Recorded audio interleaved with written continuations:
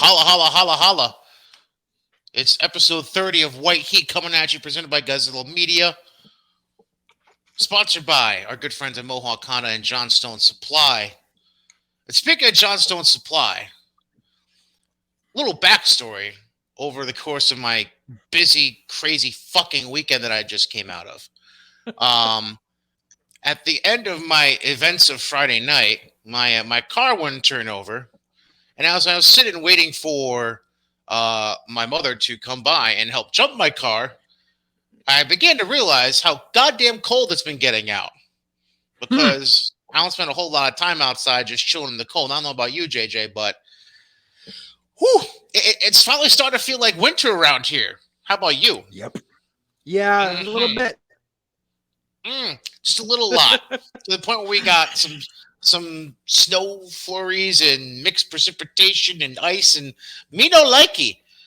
And in the midst of all that, it reminds you that, hey, we got to make sure the heating in our homes is pretty good. And then on top of that, I talked to a referee for one of my basketball games I announced this weekend. And he was telling me how he wouldn't usually do this, but he was keeping his cell phone on during the game because his furnace blew out that morning. Oh, God, I know what that feels like.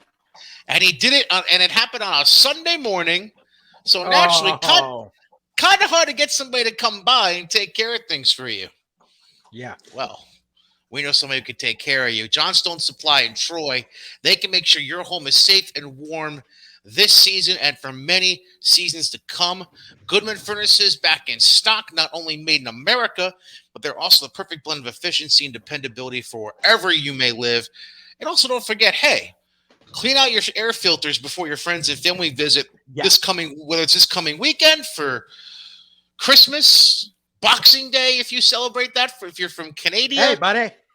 Hey, if you got Kwanzaa coming up, you're celebrating that. If you're celebrating the new year in a couple weeks, you want to make sure that you're having fun at those holiday parties without risking the air quality that you and your friends and family are breathing in. So make sure you can find out about the ways to purify the air in your home and adjust those air filters before those big holiday events by connecting with Johnstone Supply in Troy by visiting them at 6th Avenue in Troy, or you can give them a call, 518-272-5922.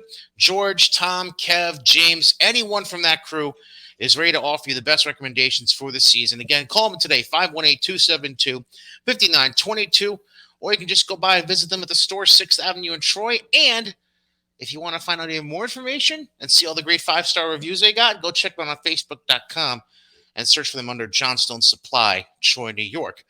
That being said, though, Mr. Alexander, Mr. JJ, how was your weekend that we just finished up? It went okay. So I got my I got my booster shot on Saturday, and I got my flu shot. Hey, picking up any free Wi-Fi?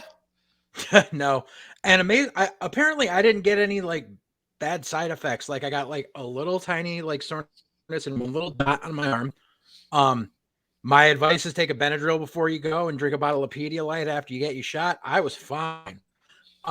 Unfortunately, my sleep schedule sucks. So like I didn't like I came home, took a nap, and then I was awake for 26 hours. So I kind of had a mental break last night, and I'm pretty sure it had nothing to do with the booster. That was just because I'm a. But it was funny because oh, go ahead. Oh, no, I was just gonna say that through the course of getting vaccines and booster, just like you, the only side effect, I mean, I don't know about you with vaccines, but at least for the booster and the flu shot, only effect I really had was, like you mentioned, the little bump on the arm. And the other trick too, if you want to do something before the shot, do what JJ did.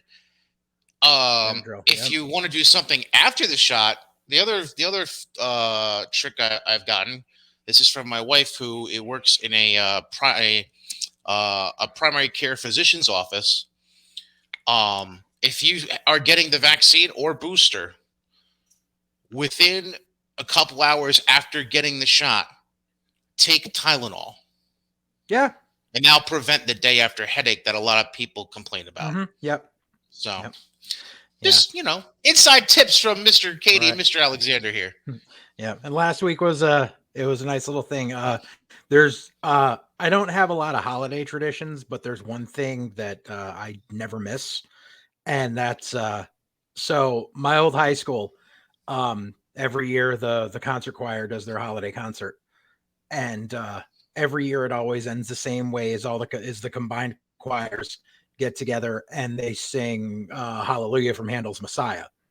And that's been Mm. tradition since I was a freshman and before. And so they always invite the alumni to come back up on stage and join in. Yeah, so I was a choir boy all through high school, and I've never missed it except for last year because they didn't have it. And so me and like there's me and like a group of like five friends from high school that were all in choir together that always like keep tabs on each other, and we like always make sure that at least a few of us are there for that. Like obviously schedules don't always match up, but we show up. My choir teacher's still there, um and like she's always happy to see us. And it's funny because during COVID she just decided, because they didn't do choir because obviously like you can't do choir through Zoom. Hmm. um she let herself go gray. Like she'd been starting to go gray and just kept covering up, so she let herself go gray, and it looks good on her. That's what we told her. And then what's really funny is her son was there. Her son's actually a teacher at my old high school now too. He graduated with my nephew that I raised, so it's like it's weird feeling old on so many levels, especially because the year I started my freshman year, September of my freshman year, she was 8 months pregnant with that son. So Don't age yourself at all. Don't do that at all. Yeah. Okay. Yeah. her son was born in Thanks. 1994. I will give that to you as the yeah, I'm old. Do the math, friends. Do the math. Um. Yeah, I graduated in 98. I'm old. Oh boy. Oh boy. Oh boy. Yeah. No, we're not too far apart. And Um. I've got another like nostalgia story, but I'll leave it for the end. Yeah. If my high school had a choir, I would have been a choir boy too, because I did love singing growing up. Um. That's fine. It's good that you have that, because like I don't have any.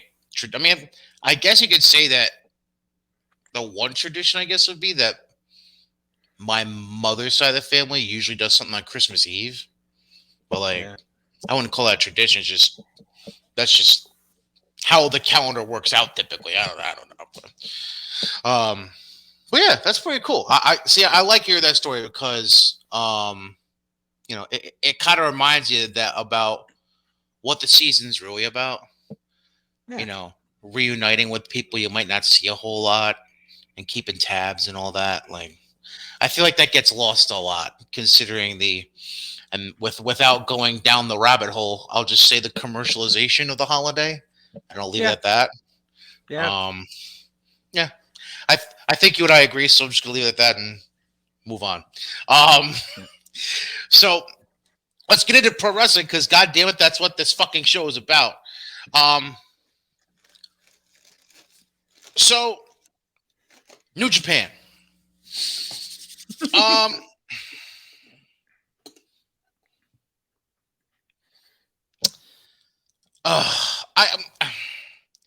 I'm a little I got nothing. I'm a little lost on, like, I understand decisions that have been made. As far as I understand why, to a degree, I understand why the team that won World Tag League won. As far as they, at least I would assume they didn't want Bullet Club versus Bullet Club. That's the Right. assumption I'm going off of. But for the team to win be Yoshihashi and Hiroki Goto, to me, is telling me one of two things. Either A, New Japan has essentially gotten to a point where they're punting on their tag division and basically following, for lack of a better phrase, and this is going to sound mean, but it's honest, a WWE style of booking their tag team division, more or less, at this rate. Mm-hmm. Or they really just don't have any talent investing into the tag team division, which I know is not correct because you still have God together. Right. And you still have factions where there's certain combinations that make sense and can bring a gate in. Exactly. This is not one of those teams. Mm-hmm. So if you want a team that A is going to help bring a gate in and B seem like they're going to be some kind of formidable challenge. Now, I'm not saying that Tai Chi and Zack Sabre Jr. are like a modern day LOD or Demolition. But they're also no fucking slouches from the bottom of the card. So, to me, you're not giving me, and you can tell me if I'm totally being out of place on this, but this is the feeling I get out of it. You having Goto and Yoshihashi win World Tag League does not give me any sense of drama into what could potentially happen in the tag division in the coming weeks and months. Like, you're not giving me anything to hope for. You're not giving me anything to think about. You're just kind of flying by the seat of your pants and booking out of your ass at this point when it comes to that division. They are. And it's because New Japan is in this stupid little swirl of trying different shit that isn't working, where, like, remember I said last week I was amazed that the God wasn't like in the tag league. And it's because obviously whoever wins World Tag League gets their title shot at Wrestle Kingdom. God have become like Taker at WrestleMania with Wrestle Kingdom. They have the streak. And they've never been beaten. So they wanted to be like, well, we can't do God for the tag titles again because we're going to have to keep the streak going. But God knows what they're going to do with God now. And so instead we get this like mishmash friggin' tag team match that it'll probably go like 45 minutes, but who cares?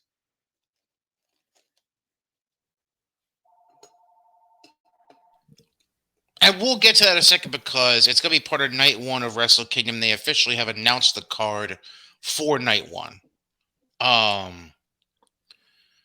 Well, it's just like you're not telling me any story here. Like there's this, you're not like, if there's a way, if I'm not saying there is one, but if there's a clear path and checklist of how to endear yourself once again to the Western world, aka US fans, aside from what you're doing New Japan Strong, this is not part of that checklist. It's not part of that pathway. Now, it's not to say that necessarily we want God coming in and just running roughshod and just killing everyone. Right. Which we just want something interesting to invest in. Exactly. And to me, and obviously to you as well, there's just no interest. There's no storytelling. It's just fuck it. They're in fucking mode. They're booking the tag division in fucking mode is what they are. And then the other part of it is, now I'm not shitting on them having Hiromu Takahashi win Super Juniors, but if you saw everything that had been going on the last 24 months within New Japan, with injuries, storylines, etc., and saw the list of competitors going into Super Juniors, you would have considered a fucking idiot for not at least saying Takahashi was going to make it to the finals, let alone win the whole thing. Right. Because that's just kind of what they've been directing us towards, is Takahashi on the road to recovery, shaking off the cobwebs, getting back to where he was before getting that unfortunate injury. What was it, against Dragon Lee? I think it was. I think so. Yeah. I think it was a Dragon Lee match, I remember correctly. Yeah. And then ultimately finding himself back at that pinnacle again. That's just the story they've been telling. So you saw it coming. It was the Triple H WrestleMania 18 story. You took, yes, exactly. Yes. Yes. And if you don't know the story, number one, you're just not like it's like I if you don't know that story, then you don't know anything that happened in wrestling before 2005. So yeah, I mean, it's I'm not mad at it. It's Right. just like, okay, cool. We went down the predictable road. Fine, we can live with that. Yeah. So just real quick, Wrestle Kingdom, a night one card has been released. They kick off with a time battle royal during their kickoff show, which is done every year. Yeah. But then they get into the main show, and they're gonna have a rivalry match to start off between Yo and Sho, the former tag team partners of Roppongi 3K. You see, and that, like, it's a grudge match. That shouldn't be the curtain jerk. Well, what do you?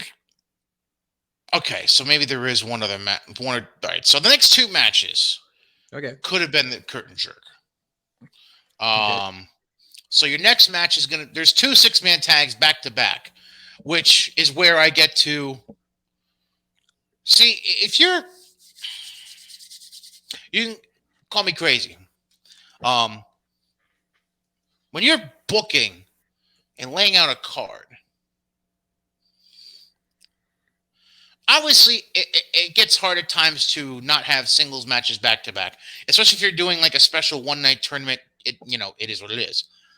But in the case of a show like this, where you have a lot of fluctuation between A, the kind of matches you have, and B, the varying stipulations in a match, whether it be the kind of title being defended, so on and so forth, or extenuating circumstances within the storyline, you have a lot of flexibility to work with, especially a super card of this magnitude in Wrestle Kingdom. Yeah. To book 6-man tag matches that, unless I'm being totally obtuse and not seeing it, they both have no real story behind it except for, okay, these guys are in this faction, these guys are in that faction, let's just throw them the fuck together. That's usually the case. There's no purpose in putting 6-man tags back to back on this card. Right. And you could have just as easily had one open, do Yo and Sho second, then do the other 6-man tag, and then lead into what I believe are 5 title matches in a row to wrap up the card that night. And I'm pretty sure it's 5 once I get through it. Jesus. It's 4 or 5. I can't remember off the top of my head. There's a way. But anyways, the second match, as announced, is Hiroshi Tanahashi, Taguchi, and Rocky Romero against Kenta, Taiji Ishimori, and El Phantasmo. And then match 3, the other 6-man tag, is LIJ versus United Empire with Naito, Sonata, and Bushi, against Jeff Cobb, Great O'Khan, and your best friend Will Ospreay. So that's the other 6-man tag. They should have never put that stable back together. Then, I'm sorry, it's not 5 title matches in a row. This is the other non-title match of the evening, which was partially announced during the finale night for World Tag League and Best of Super Juniors. And I want to get your opinion on because it's something we haven't touched on yet. So it was teased that Katsuyori Shibata was going to make a special announcement the night of the finals of World Tag League and Best of Super Juniors. And the announcement came out to be, which I would assume you're on the same page as me, assumed this was going to be the announcement. He's making an in-ring return at Wrestle Kingdom. against an opponent we do not know yet. It's been unnamed at this point. I have a.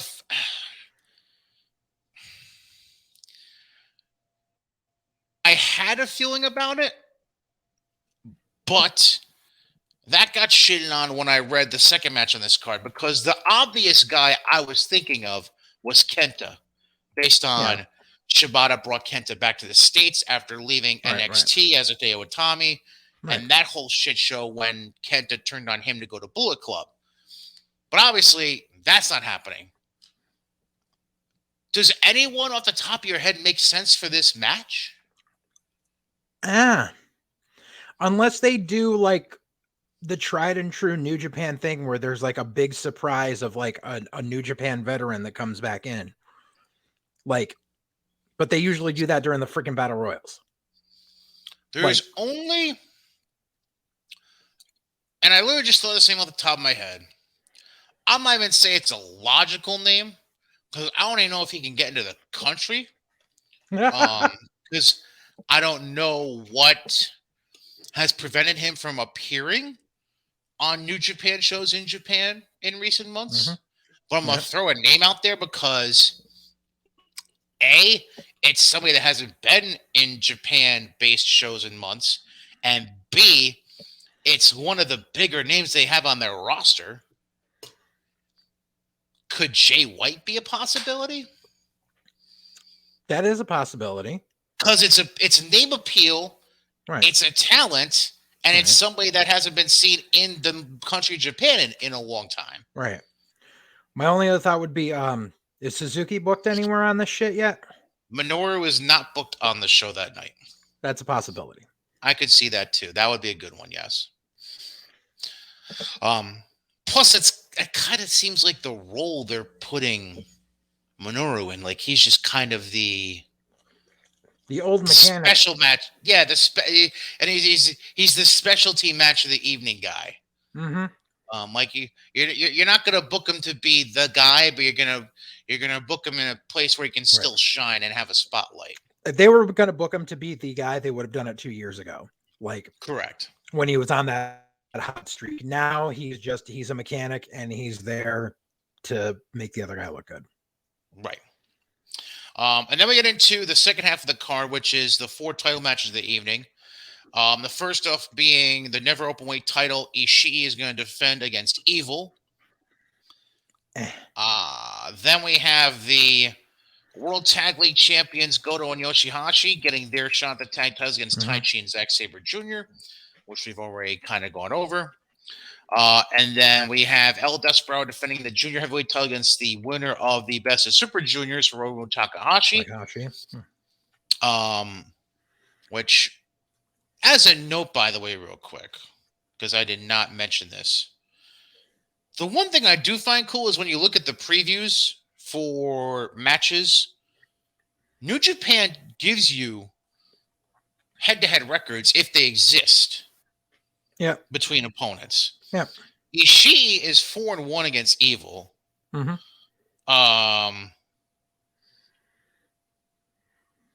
and ZSJ are 2-1 against Goto and Yoshihashi when they faced off.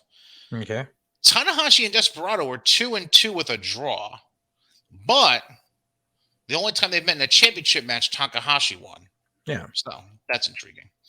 And then finally we get to the main event, which we've known for a while now. Takagi defending the IWGP heavyweight title against Okada, where one guy is going to bring out the new belt, Okada is going to bring out the classic IWGP belt, and then the winner of that match will face Will Ospreay on night 2 for the awful bring belt. Out for his I'm the Real World Champion belt. I just realized something, and I don't remember if he's injured still. But where the fuck is Coda? I believe he's still injured, if I remember correctly. Okay. Because that injury happened during the? It was the finals of the G1. I remember because it was him versus Okada, and he got hurt. Oh, that's right. During the finals. That's right. I wasn't sure if that was a legit injury or a work injury. Yeah, I don't think he's gonna be. Yeah, I think he's gonna be out for a little while longer. At least Okay. there hasn't been any news about a return yet. Yeah. Or any rumors even, let alone news. So that's that. Night 2 card has not been released yet. Yeah. Um, I mean, we know one match, obviously, like I just mentioned, Osprey versus the winner of Takagi and Okada. Right. Let me see if there's anything else. They have planned out a junior tag title 3-way with Tiger Mask and Robbie Eagles defending against El Phantasmo and Ishimori, as well as Rocky Romero and Taguchi.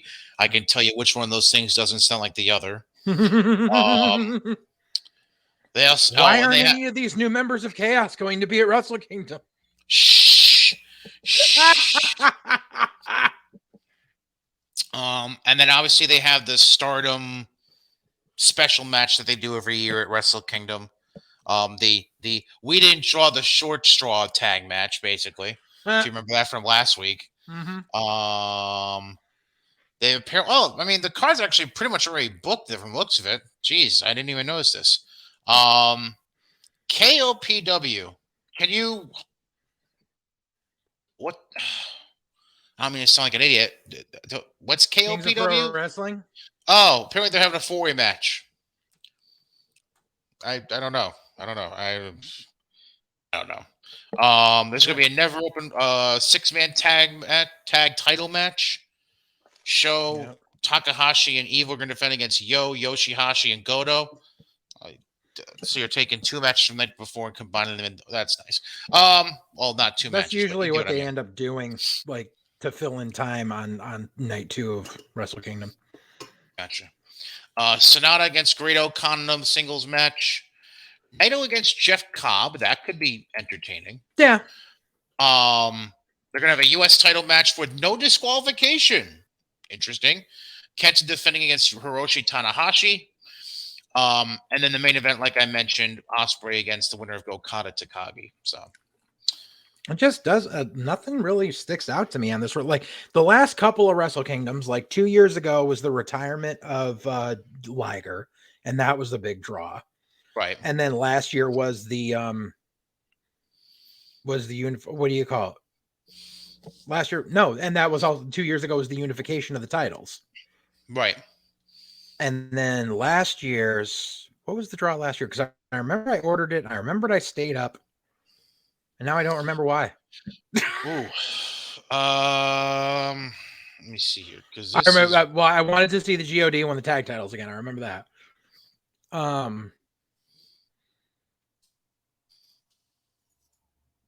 Oh, because it was because Kota was getting his title shot finally. Oh, okay. But then they fucked up right after that and flipped Kota heel for no reason. Right. He beat Naito. That's right. Wow. Talk about the difference between 2020 and 2021. Yeah. Do you remember that your best friend had somebody in his corner that night when he faced Okada?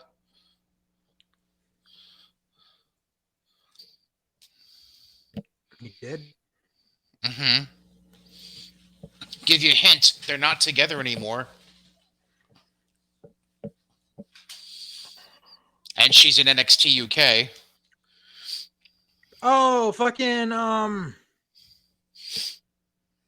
what's her name? I'm forgetting, but yeah. I got you. Yeah. Her. Quite a difference a year makes. Just a little bit. Yeah. By the way, this is the second year in a row Tai Chi and Zack Sabre Jr. are coming into Wrestle Kingdom with the tag titles. I did not even notice that. Uh-huh. Interesting. All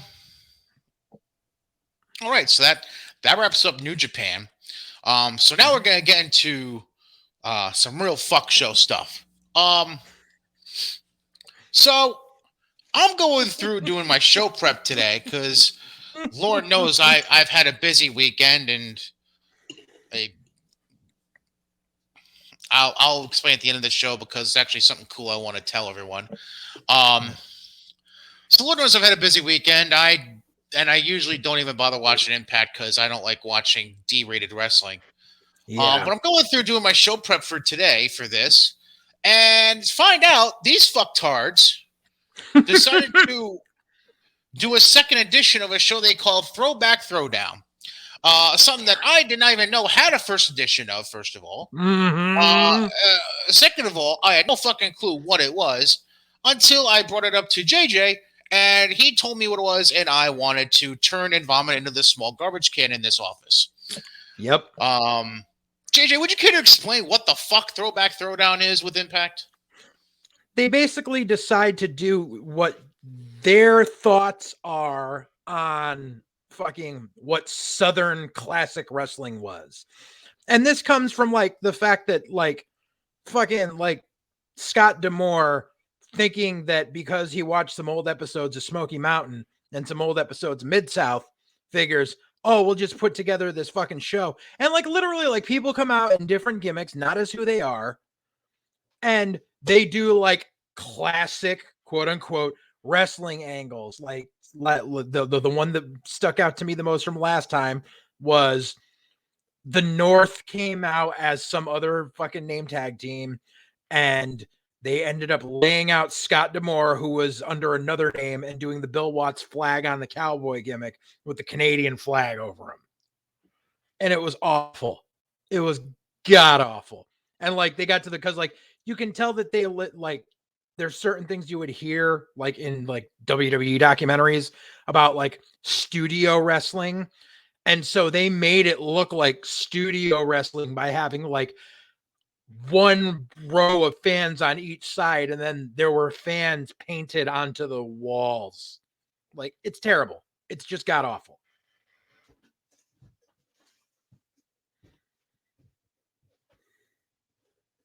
You're on mute. Yeah, oh, I know. I wanted to collect myself before I. Did you know? There's a. I don't know even know what the fucking name stands for. Did you know there's there's a legitimate name for this quote unquote wrestling company that they impersonate?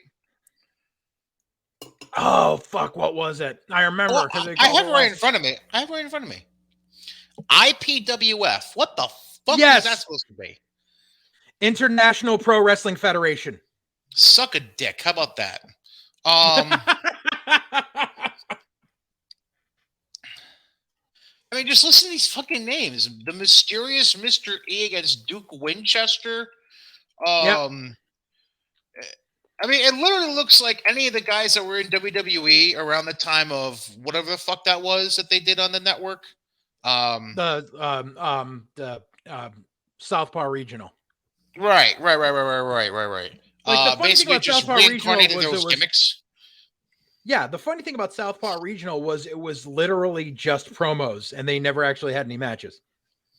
Let me guess. The Good Brothers played Chad Too Bad and what the fuck was the name of his partner? I forget. Sex Ferguson, maybe? Yes. Yeah, Sex Ferguson started the well, first off, Winter War 84. Was that the name of the first supposed show they did last year or something?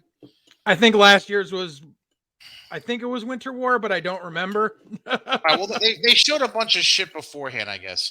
But I mean, you got guys calling themselves Chad Too Bad and Bill Ding. Like, oh God, that's bad. But yeah, because I remember Gallows was Chad. No, not Gallows. Anderson was Chad Too Bad, and Gallows was the other one, Sex Ferguson. Oh my God, do you want to know who was Bill Ding, by the way? Who? Well, let me guess. Was it fucking W. Morrissey? No, I feel bad for this guy. The name doesn't even fucking make sense for him. It was fucking Trey Miguel. God damn it. The fuck.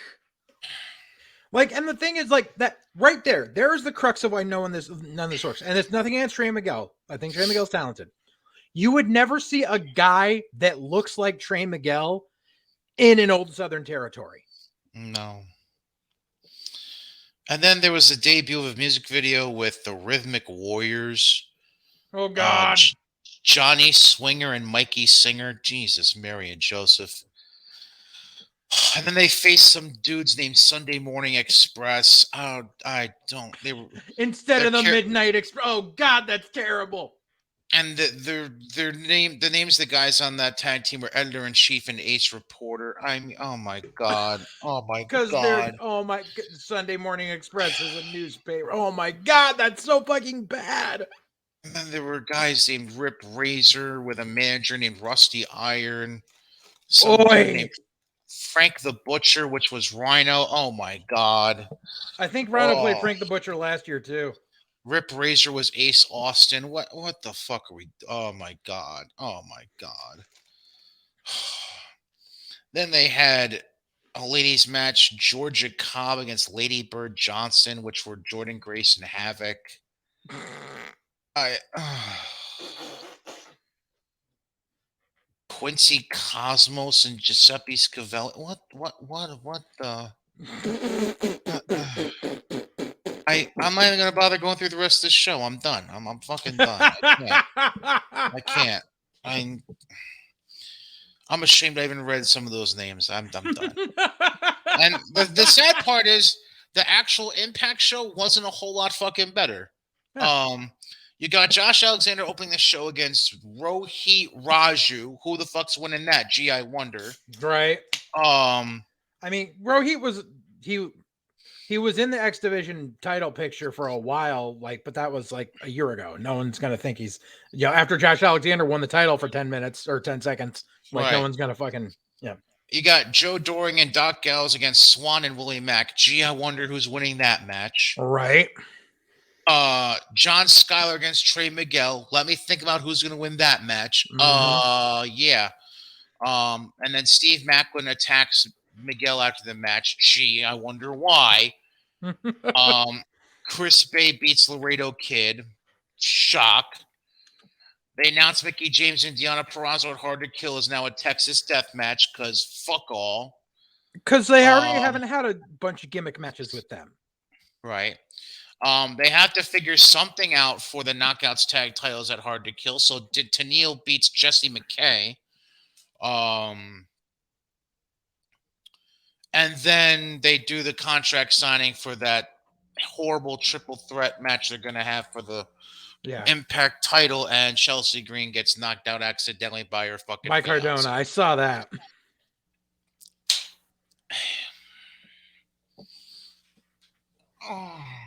This is why I don't fucking watch them anymore. There's nothing to watch. I was singing with my choir that night, so that's why I didn't watch it. It's either A, predictable, or B, not predictable, but in a bad way. Right. Like, there's a reason you're on Access. Yeah. There's a reason you've fallen from the glory days of Spike TV. I mean, granted, it's not as bad as when they were on, what was it, Pop TV? That no one Pop got. TV, Destination America, if you remember that short time. Yeah. Suck a dick, my God. I mean, you want to talk about, like, think about the regression of this company. They went from having having contracts on a regional basis with Fox Sports National when they first started. Yeah, Fox Sports, and they were on at 4:00 in the afternoon on a Tuesday. Yeah, and to the point, they were so new and thought it was so cutting edge that they had legitimate time limits, would have the names of the opponents at in a top bar with a clock counting down the time limit. Yep. I vividly fucking remember that because I think one of the first shows I watched for them that was on Fox Sports. I want to say it had Monty Brown. Oh yeah. And I don't know why, but Monty Brown just stuck out like a because Monty Brown was a fucking star. Yes. And I, like, to this day, I still fucking remember that. Mm-hmm. And I want to say another one of the first shows I watched had a very young AJ Styles. Mm-hmm. Like, fuck you. And then you went from that to Spike once WWE left Spike and you became the replacement, which, fine. That's still a good workout for you. Until they brought in Bischoff and Hogan and they said, we're going to go head to head on Monday nights. And the bottom drops out. Yep. I mean, it was a quick fall from grace. and they've just gotten to be comfortable in the gutter. Like they don't. It's like, hey, we know we're trash, but we're comfortable being trash, which is not something you like to hear. Usually, if people are trash, they at least aspire to get out of the gutter. They aspire to climb the ladder out of the sewer and make it to street level. But they don't even bother trying to climb the fucking ladder at this point. They're just like, I'm trash. they they they they just lay there with the rats crawling around and the fucking banana peels everywhere and say, yeah, this is home. I like it here. I'm trash. Fuck the street. Sorry, I don't have any pipe cleaners. No, you're fine. You're fine. I'm trash. I appreciate the Pixar reference. Thank you very much. Oh, goodness me. And to wit on that, I remember because when they switched over to Spike, because when they were on Fox Sports, that was when I first started training. I remember like that was like I had to get like, and all honesty, as my trainer said, they had to whip the mark out of me, to realize on certain stuff. And then like so we sat there and like because I was learning, like when I started, I was just doing commentary, and I was learning about how to book and how to write out storylines and all that stuff. And when they started bringing in all the ex-WWE guys, and I was sitting there and sat there and was like, they're turning into WCW. And you saw a lot of people on the internet saying that as well, but it was like, no, you just don't know good wrestling and TNA, blah, blah, blah. When they made Christian their champion, they're like, Christian's a fucking star. Like, no, he's not. He was always a mid-carder. He'll always be a mid-carder. The only reason he got a world title run in WWE was because Edge retired. And let's face facts, he held the world title, which was never really the world title. But they started spending all their money on ex-WWE guys and ex-WCW guys and just overinflating the budget. And they ended up failing. And we're seeing that same thing happening again now, and no one wants to admit it. No one wanted to admit it when it happened with TNA, and into the dumpster. It's happened before, and it'll happen again. I mean, TNA Impact is still fucking doing it.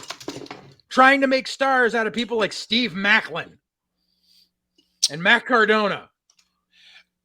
Number one, your mini Christian rant sounded like Paul Heyman calling out JBL and saying the only reason you were champion for years didn't want to work Tuesdays. Didn't want to work Tuesdays. That was kind of funny. Number two, I mean, you're not that far off. It was a woman playing around with daddy's money. Right now, you have a son playing with daddy's money. It's not that far off. It's really not. Which is funny because that's a great tease, JJ. Because we're about to talk about AEW.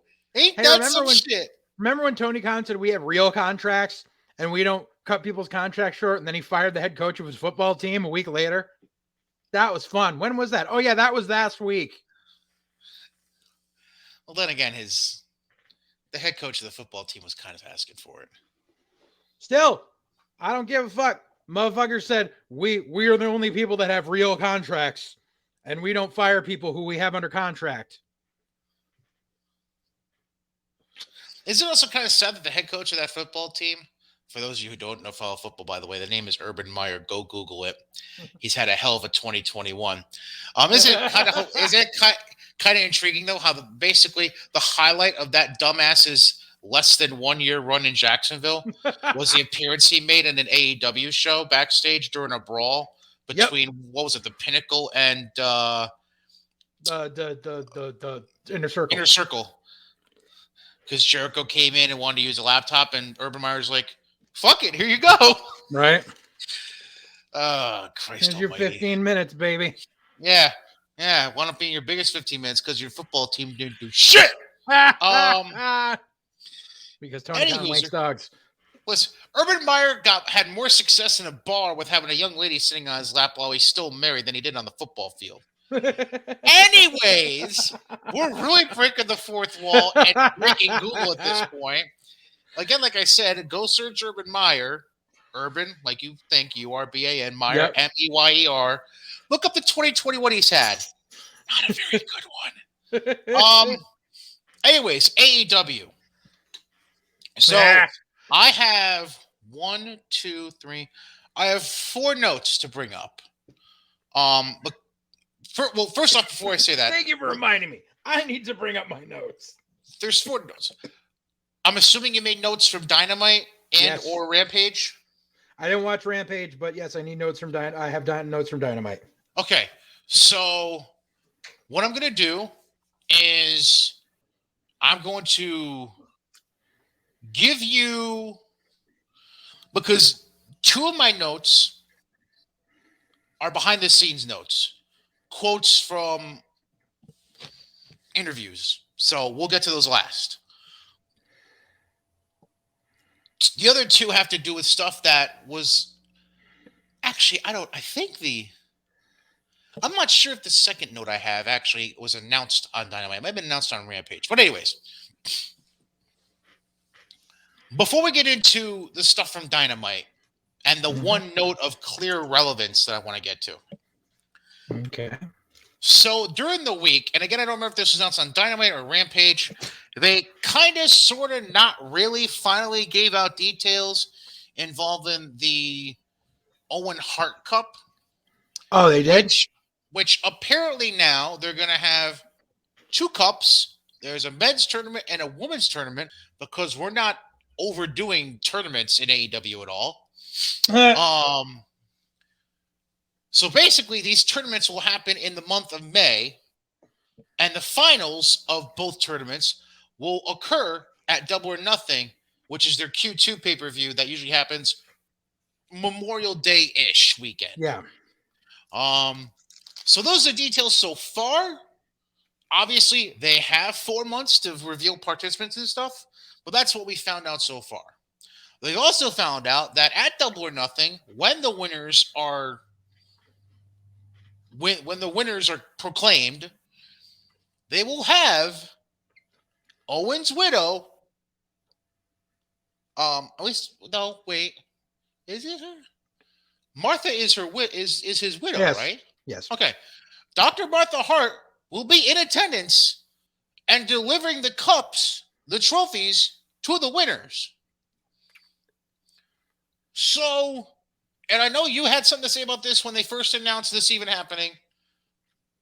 And so we've taken a 20, by the time this happens, it's going to be, holy shit, he wasn't his death in May?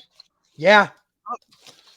So we've taken by the time Double or Nothing happens, we will have taken a 23-year journey from Owen's fall to his death in Kansas City at Kemper Arena to Martha, and I'm not sure if the kids are quite as brainwashed as her, but we'll just say Martha and the kids. Oh, jizz. Hating the business, to now Martha not just signing off on a partnership with AEW, with the company and her foundation in Owen's namesake, but tournaments occurring in his name, and being in attendance at a wrestling show to present the trophies to the winners of those tournaments. Yep. Now, I understand it's been 23 years, and there's the phrase of time heals all wounds. But doesn't this feel... I'm gonna give a specific word because I don't want to go too overboard with the way I describe this. But doesn't this feel just slightly kind of dirty?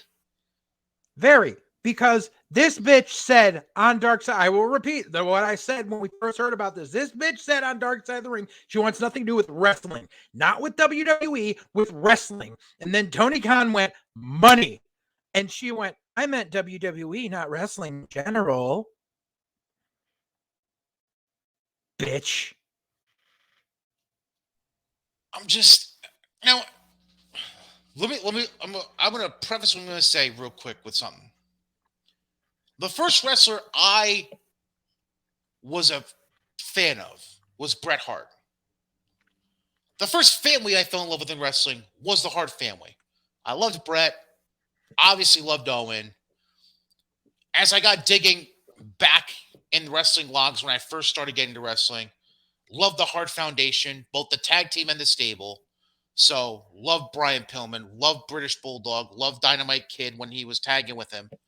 Like, my start as a wrestling fan is deeply entrenched within the lineage of the Hart family. Right. But this just, and this is what you're alluding to. This feels like a money grab for the sake of a money grab. Mm-hmm. And it's almost fuck it, I'm going to say it because it's what I'm doing, what I want to do this, what I'm doing this podcast for, and it's also why I have you on because I know you're not afraid to say shit. I feel like Martha is shitting on Owen's memory more by doing this. Yep. Than by letting him be in the fucking Hall of Fame. Right. Like, this is, like, I get what she's trying to accomplish, but the methods being used to accomplish it is so fucking backwards. Like, let me put it this way. After all the bullshit that happened in the immediate months following Owen's death, you mean to tell me WWE wouldn't bend over backwards themselves to try and make something happen in Owen's memory? Exactly. Like, you wouldn't think Hunter would want to sit down with Vince and Martha in a room and say, can we talk this out? Can we make something work? You don't think they would bring in fucking Natalia to sit down in that room to try and figure shit out? Or TJ or fucking, oh, Christ. Harry. Well, because that's the thing. Like, that's the thing. She doesn't even talk to any of those family members anymore. Because she hates wrestling. Like, she put herself on an island all by herself for no fucking reason. And now she finds herself essentially contradicting everything she ever said for 20 plus years. Exactly. Because in this amount of time, like, the whole thing is like, oh boy, we're going to get an Owen Hart Cup and Owen Hart's going to be in a video game. You realize how many fucking video games Owen could have been in for the last fucking 12 to 15 years as downloadable content that she could have been getting royalty money for her fucking foundation? You're on mute. You're on mute. Sorry. And like, here's the funny thing. Like you say all that, and like, so like if you present that to mother, it's like, well, it's not a money grab because I could have done all that stuff. I'm only doing this because like she'll make up whatever fucking excuse. Think of it this way, hon. If you are really trying to push the foundation and do XYZ in your husband's name, wouldn't it make sense to just embrace like the money grabbing you could have done? Like,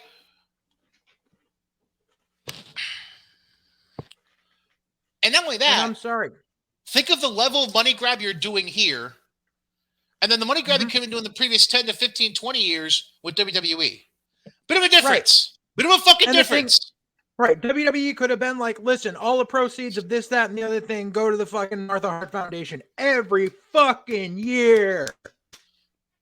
This is beyond video game shit. Of the trees. Right. It's beyond video game shit. Like, right.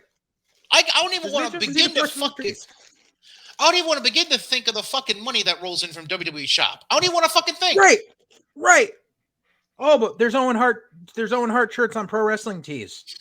They had to open up 5 new locations to start fulfilling their orders. Like, I don't know. It's fucking narrow-mindedness and narrow-sightedness for the sake of smiting the fucking company that you keep claiming murdered your husband when it's been proven that it was a fucking accident.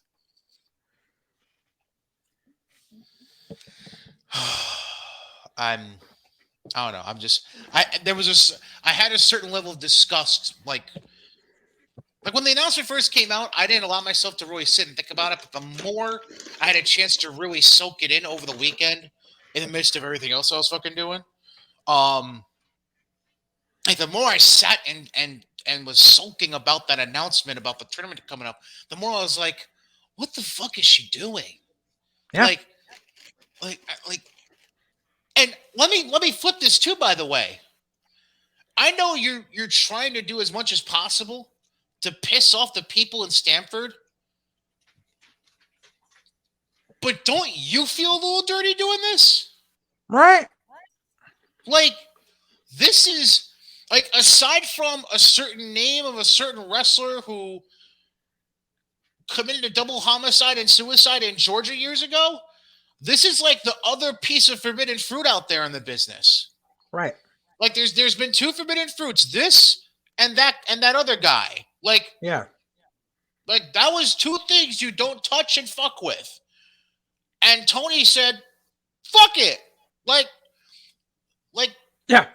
and like, are we at a point where that other forbidden fruit, maybe, now this is me maybe stretching it, but are we also at a point where maybe, because he also got like, because he kind of has the crew this guy worked with for a lot of his career, does Tony go into that other forbidden fruit eventually?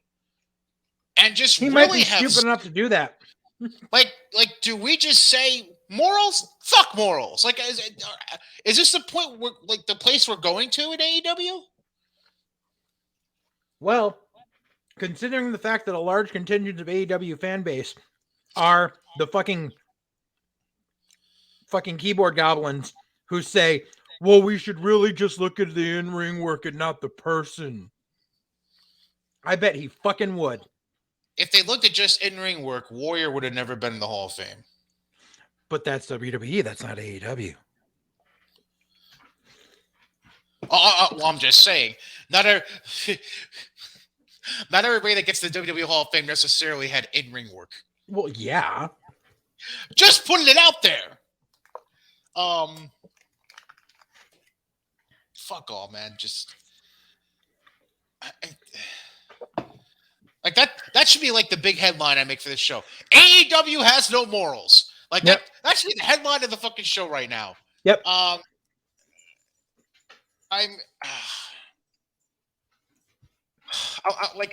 get more and more disgusted the more and more shit that's being done off camera with these guys. Yep. And I don't have anywhere else to go with that. Yep. Kind of like that little. Go ahead. Go ahead. No, go ahead. Go ahead. Know what you're gonna say. Kind of like that little skirmish over the weekend on Twitter that got deleted. I was busy all weekend. You'll have to. I sent it to you in your messenger. I sent you the screenshot. With what was that? With Cora Jade and Darby. I saw the Cora Jade part. I don't think I read close enough to read the Darby part. Hold on, let me pull this up. Hold on. Okay,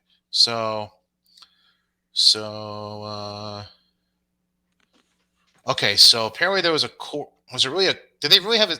Did Darby Allin and Cora Jade really have a skateboarding match, first of all, or is this just a fan? No, that was a fan said we should have Darby versus Cora Jade in a skateboard match. Oh, okay. So Darby posted a video just him skating, and then some fan was like, skateboarding match. Yeah, right. and then Darby said, yeah. Darby says, skating is a huge part of my life, not a fake character for TV, LOL. And then, oh, Jesus Christ. Yeah. Cora Jade replied with, being a good person with no abuse allegations against me is a huge part of my life and not just a character I play on TV. Wow. Gigi hasn't gotten in her head at all. Fucking shit. It's not even Gigi, dude. Darby has gotten Me Too'd almost as many times as fucking Joey Ryan, but AEW keeps sweeping it under the fucking rug. God damn. There's a reason I fucking talk shit about Darby all the time, and it's because he's someone who does not belong on fucking TV because of how he has abused women and how so many women have come out against him. And they're just like, nope, didn't happen. Nope, because he's got face paint. So, nope, we're going to ignore it. You know what? Because Gigi wasn't even one of the people that spoke out against him. You know what? I may have shit on Cora Jade, the character, but Cora Jade, the human being, fucking bravo. Good for you, girl. Good Yeah. for you. Fuck Yeah. it. Yeah, good for you. Shit, I didn't even get to read that properly because I just saw the Cora Jade tweet. I'm like, oh Christ, what did Cora Jade say? I didn't even fucking get the Darby backstory until just now. Fuck off. Good on you. Yeah. Good for you, girl. You go. But yeah, it just sticks up where AEW has no morals. God damn. Now let's get into the one note I have specifically about Dynamite. And I'm sure this is one of like the first notes you have. Well, yeah, considering it took up half the show.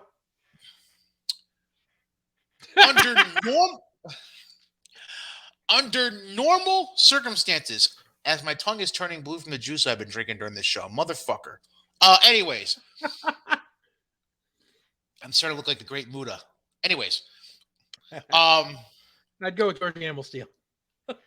All right, nicely done. Now, under normal circumstances, there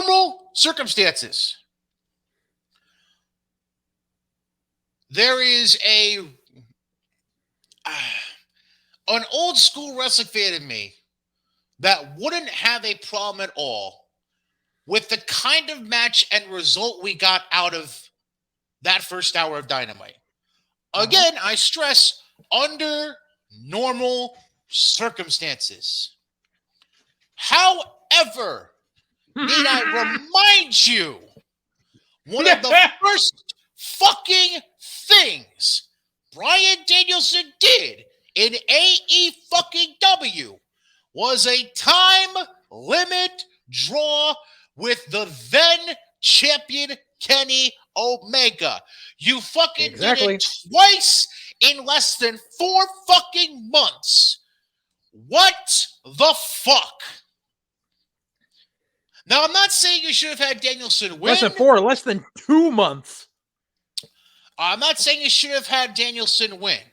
I'm not saying you necessarily should have had anyone win outright. But to do the same exact thing is basically you telling every fan to drop trow, turn around, bend over, and take it because we like fucking you. What are we doing?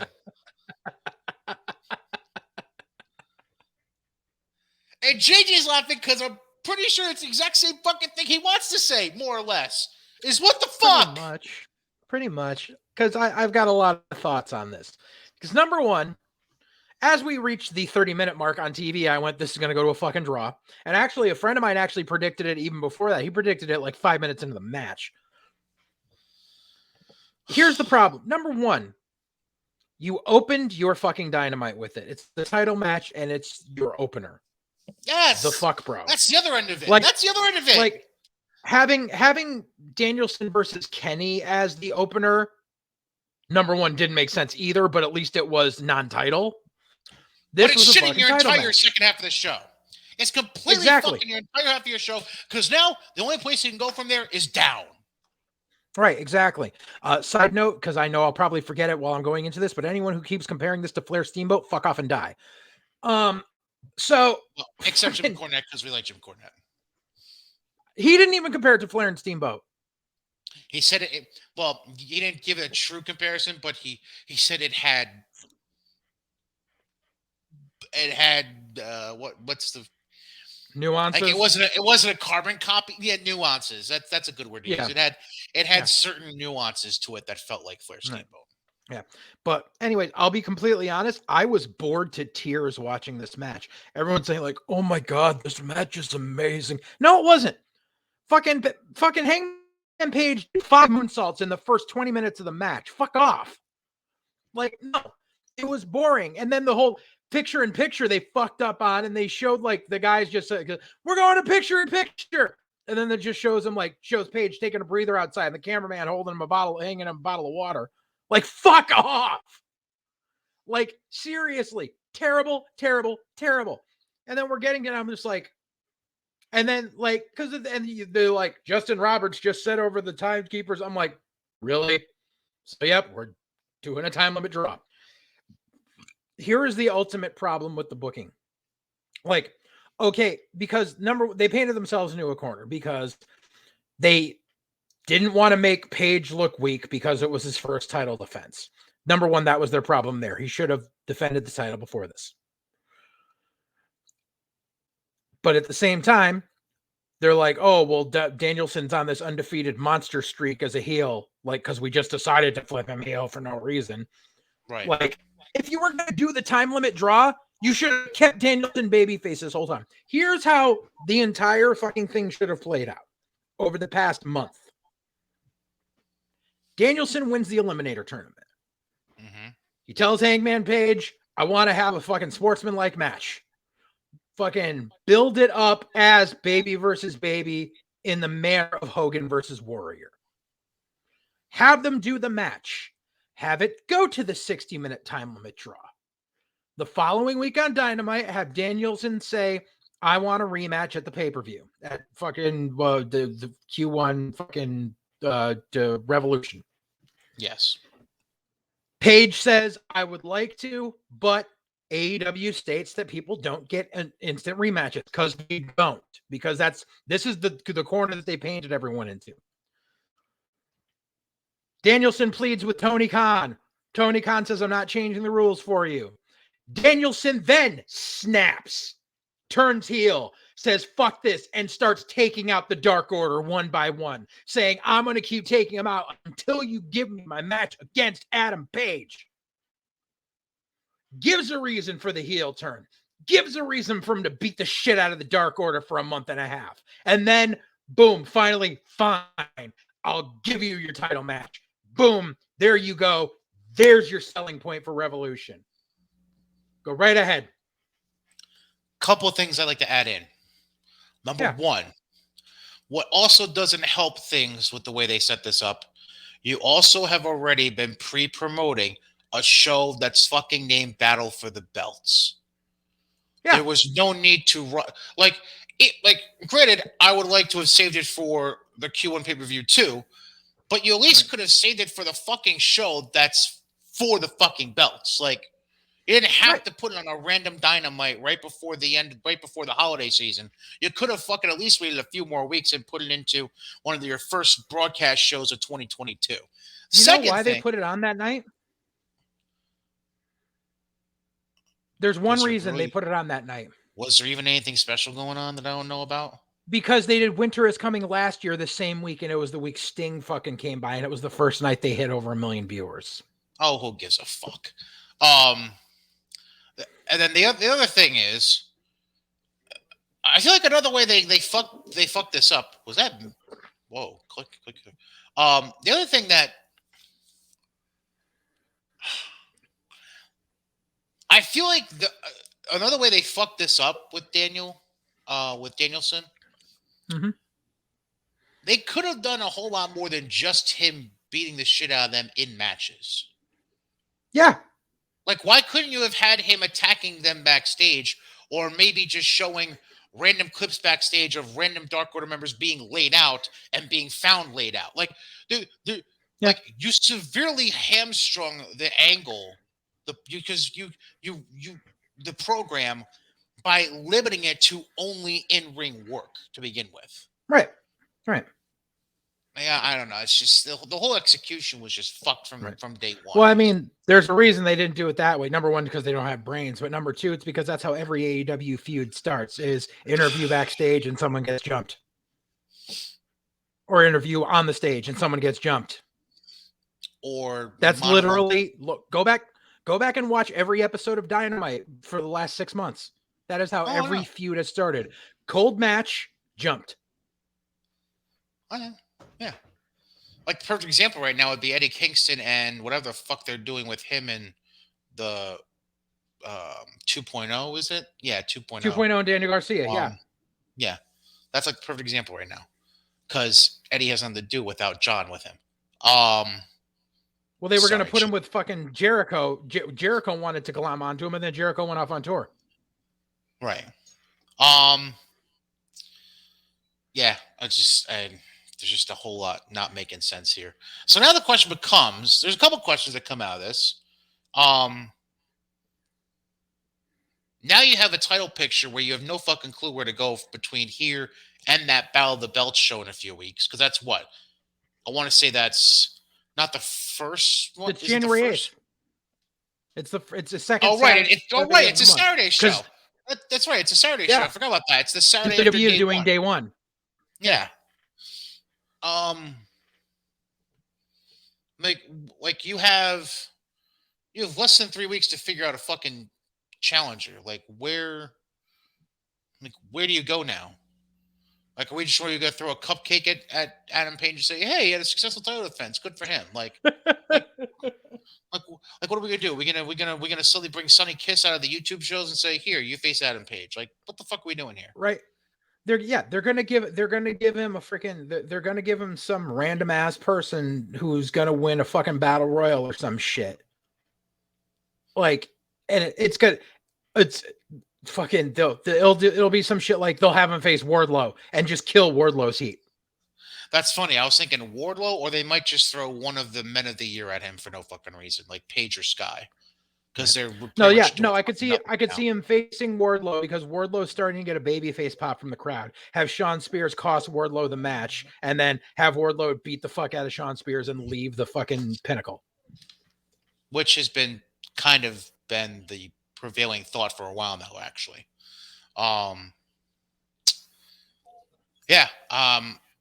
I'd prefer to not talk about this championship picture anymore and go on to the notes you have. So go ahead whenever you're ready with the notes you have from Dynamite. But yeah, I do remember right when the draw happened, I went on Twitter. I was like, and that's how you lose a fan base. Because the casual fan that turned in for that is not going to come back. They're not. Yep. Like your tried and true are going to be like, no, it's the greatest match in the world. And like, oh my god, that match was so fucking amazing. Yeah, fine. I bet their true fans had a lot of cleaning to do off their computer screens. Yeah. Dude, there was some dude who put up a thing with stats of like how many strikes Danielson hit and how many strikes fucking Page hit and how many minutes Danielson had submissions on. There was a fan that kept CompuBox numbers like at the fucking Tyson fight. Are we really being serious here? Yep. I saw it and I wrote, I was like, someone please tell this dude that free porn exists and he doesn't have to leave the computer desk he's already at. Please, someone. Oh my god.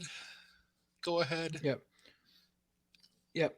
So yeah, so then we go, what do you call it? So then we get Wardlow doing his shit and Spears steals his fucking heat again. Then we get fucking the build the for no reason we get the promo build of Tay Conti and Penelope Ford for a submission match on Rampage, because that's a match I want to see 15 times. Like, that's all I got. Oh yeah, and then like I just remember because I remember, you know, AEW's whole thing about we don't recycle matches. Yet this was like the fourth time in 2 months we've seen Hikaru Shida versus Serena Deeb. They're trying to build this like the big feud within the division, basically. That's nice. Then we get another fucking Hook recap, like we fucking needed one. MJF got the promo line of the night when he called CM Punk the new Ryback. I loved that. Oh man. You didn't hear that? No, I need to go find that promo. Oh my god. Yeah, because basically MJF like MJF like basically like dug at Punk, because Punk was like, "Oh, you came out here, you insulted my whatever," and he basically said MJF always hits low hanging fruit, and he was just like, "I hit low hanging fruit. You came out in Long Island was just like, hey, your hockey team sucks," like anyone gives a fuck. He was just like, and then he's just like, what do? You come out here and you beat a string of low level mid carders, for the last 2 months. He was like, that doesn't make me a less entertaining Miz. That makes you the new Ryback. Because he's fucking right. And then, so then we get the main event, which the main event was MJF versus Dante Martin. Oh, the Diamond final match. Yeah, the diamond ring fucking gimmick, because that's the whole reason they have kept MJF out of the title picture for for 2.5 years now, is because of the Dynamite Diamond Ring, where there was a fucking battle royal the first year, and then fucking he won it, and then the guy who has it defends it each year. And so Dante Martin won the battle royal, which Dante Martin turned on Team Taz. I didn't even realize that. So he's a babyface again. Yeah. He joined Team Taz and then turned on them in the battle royal a week later. Yeah. For no reason. No reason whatsoever.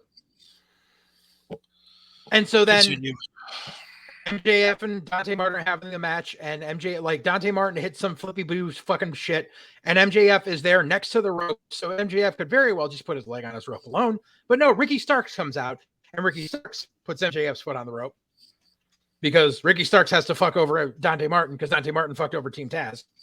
Well done. And then, of course, Dante Martin goes boo, boo, boo, boo, boo, and turns around, and MJF fucking nails him, and MJF wins. And so now he's got 3 dynamite diamond rings. And that's the excuse to keep him out of the title picture, is they keep giving him these fucking rings like it means something, because they're $100,000 Hellsberg diamond rings. They're like Vince's egg.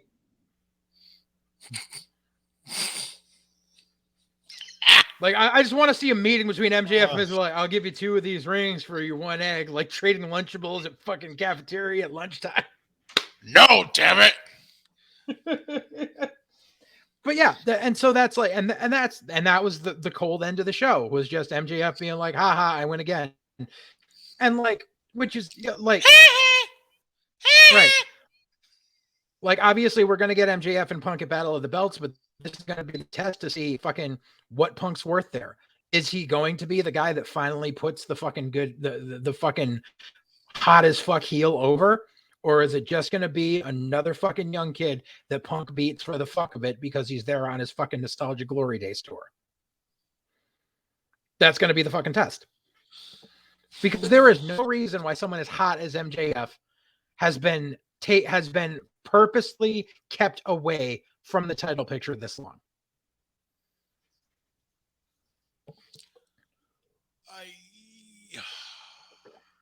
I have nothing.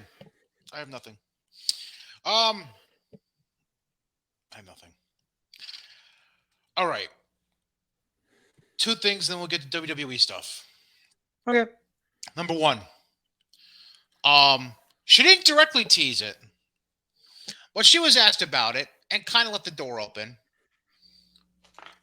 So I want your thoughts on it. Okay. Would you be opposed to a reunion between Serena Deeb and CM Punk? Oh, the Straight Edge Society shit? Yes. I don't think it serves a purpose. Thank you. Glad we agree on that. That's number 1. Number 2. This is the thing I teased you about before we started recording, because I almost was ready to throw something against the wall when I saw this headline in my. All right, let me go back. I need to tell the proper story behind this.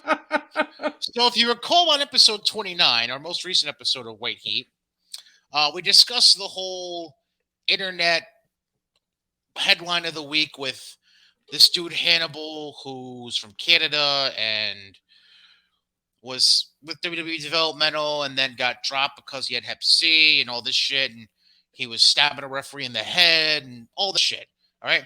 So the first news thread I saw about that before we recorded episode 29 was on Reddit.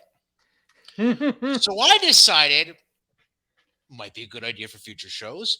So I subscribed to the wrestling news thread on Reddit. Admittedly, a site, an app I had never used before this. So I was like, let's just see where in the rabbit hole this leads me down. I didn't read anything. I just signed up for the email blast, basically. So I get one of those emails Let's see when this email was. I want to say it was yesterday. It was. Yes, this email blast came last night actually, and the top headline I have, because I subscribe to wrestling and then a couple other things like sports related stuff because I'm a sports fan. So fuck it, why not? The headline is a quote by Tay Conti about Brody Lee's son. Are you sure you're ready for this, JJ?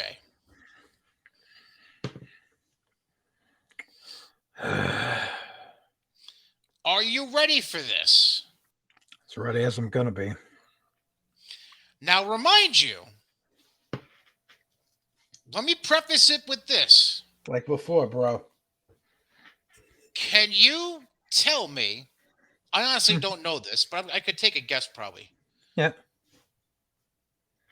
Would you like to remind the fan base of White Heat how old Brody Lee Jr., aka -1, is? Isn't he 12 right now? In that ballpark. In that ballpark, I believe. I could be wrong. So, here, this is a direct quote from Tay Conti. This is not made up shit. It's in an article that it links to an article on Wrestling Inc. that was posted yesterday. She was being interviewed by a podcast, another podcast. I'm not going to name the podcast because we don't give that kind of shine here. Was it My Mom's Basement? That's an actual podcast. No, it's not. So they brought up her close bond with both of Brody's sons, Nolan and Brody Jr. Okay. And so she talks about the relationship with them, blah blah blah blah. Specifically talked about -1. We'll just call him. Yep. 9 years old, by the way. She revealed that in the interview. I just noticed. Oh, 9. That's right. That's Okay. right. He's not even. Yeah. Good. Here's the fucking quote. Quote. Brody is always helping me because anytime I have an interview or a backstage promo, he's always with me like, what do you want to say? Let me help you with the English.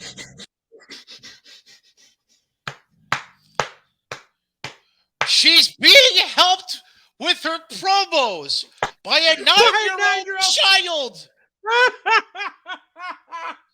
Fuck me. 9 years old.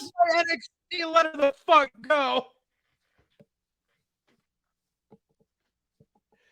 Oh Jesus.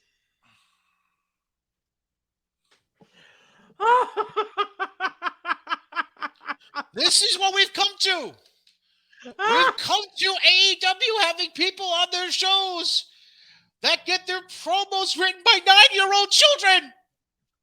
I need promo advice. Well, we got Jake Roberts, Tully Blanchard, and Arn Anderson. All three of them are amazing at promos. I'm gonna go talk to the 9-year-old. Oh God!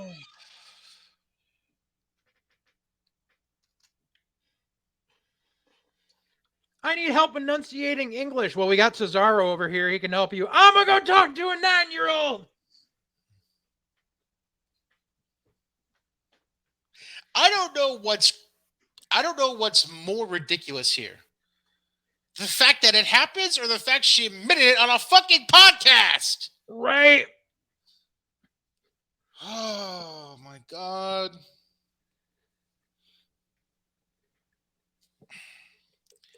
I can't. I can't. Like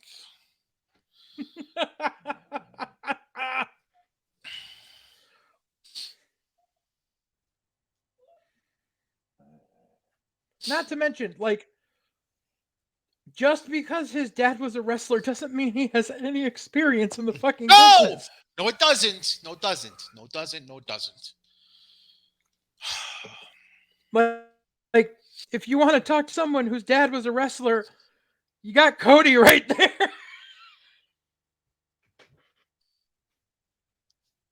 Are you laughing at the fact that Cody's there and she goes to the kid? Or are you laughing at the fact that you just mentioned you could go to Cody?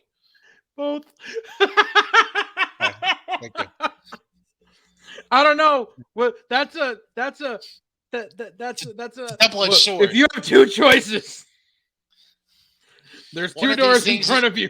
One leads to Cody, one leads to a 9-year-old. To contradict something I said earlier, one of these things is just like the other. Any hooser.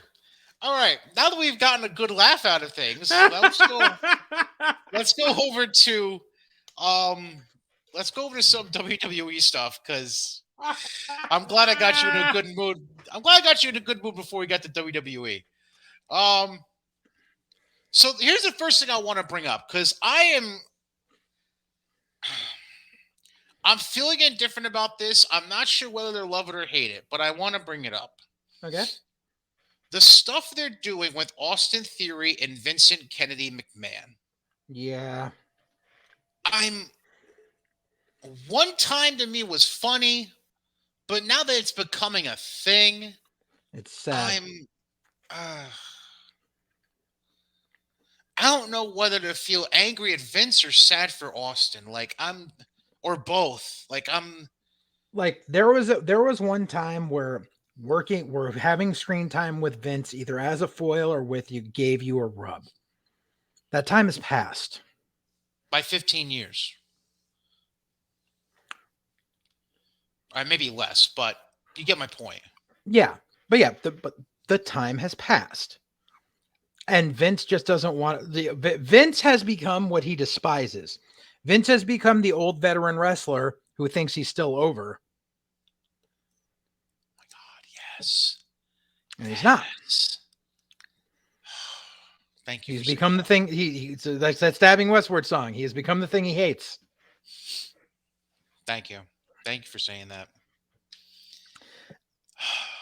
And I mean, and I know that he has good intentions, because he obviously sees something in Austin Theory, which is smart, because the kid is a fucking prodigy. Correct. And thank God Vince sees that, because, the kid first time I saw fucking Theory on the Indies, I knew he was going to be a fucking star one day.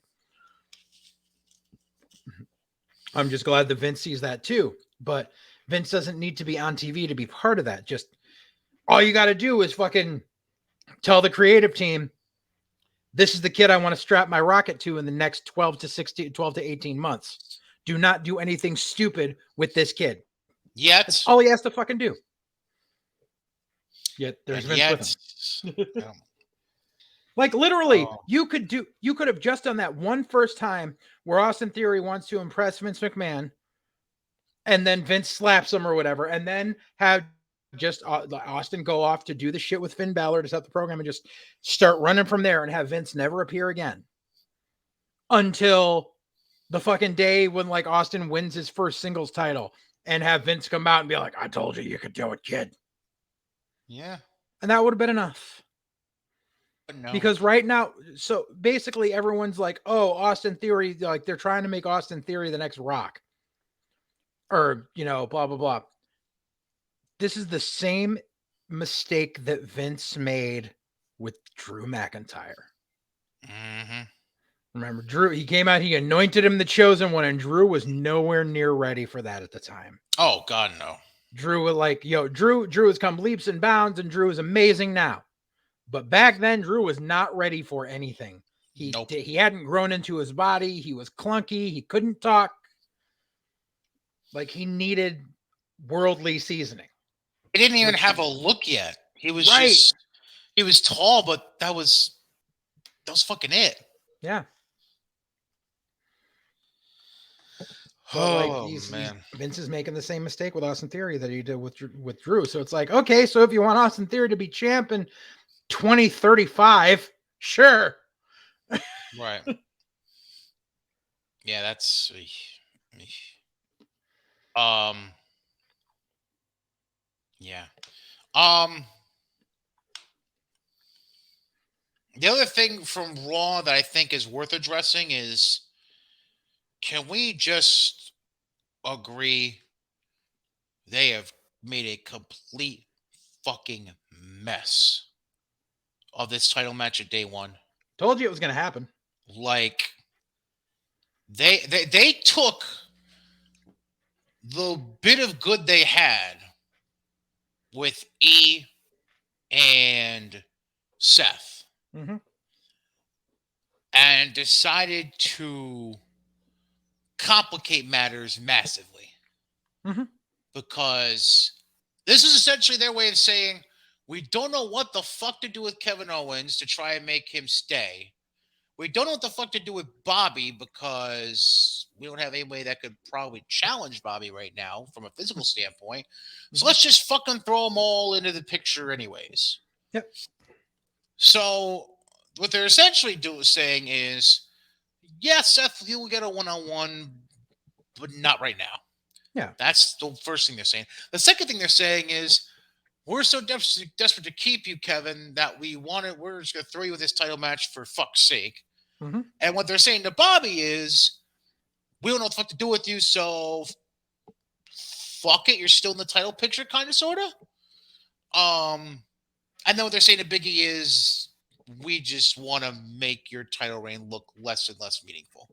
Well, no, because they're going to have Big E go over because it's one babyface and three heels in the same match.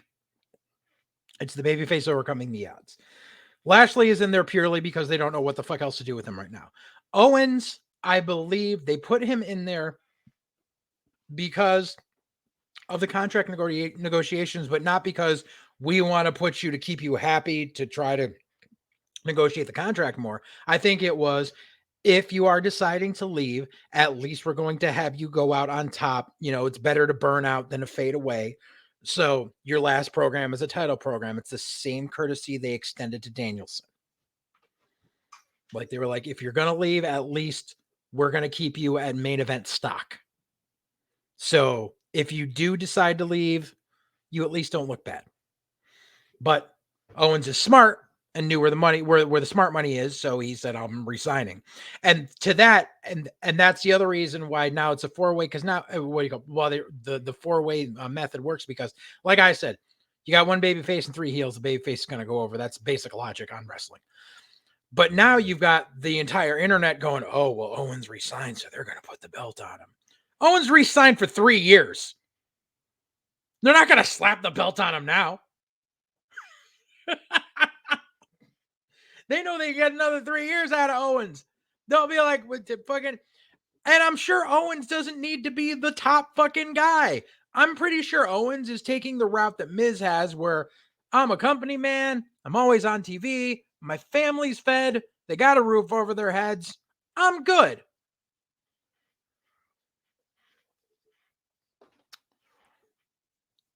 You're muted. Sorry, god damn it. Yeah, that's the long and short of it. Yeah, I don't know. The picture's just weird. Obviously, Big E's gonna win. We all know that. It's just weird. I don't know. By the way, take a look at the rest of day one real quick on the Raw side. Mhm. Edge versus Miz, which We'll be good. kind of came out of nowhere, but will be good. And then you have the Becky and Liv rematch for the Raw Women's title. Yeah, I know. I'm sorry.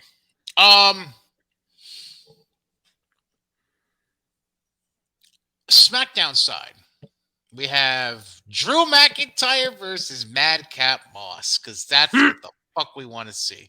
The Usos versus the New Day for the SmackDown tag titles. And then obviously, the one thing that's good about SmackDown these days, Roman and Brock for the Universal title. Now, this is what we really need to get into.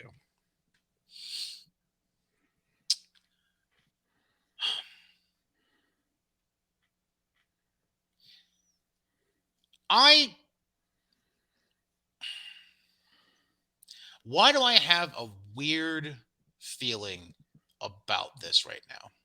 That everything that happened on Friday was a ruse? That's that's one of two ways I'm leaning on right now. There's two ways of I'm thinking about this.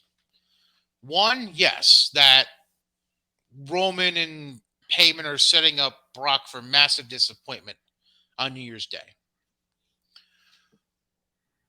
which could lead to something at Rumble, I'm assuming, to fill time or fill the gap leading to Mania.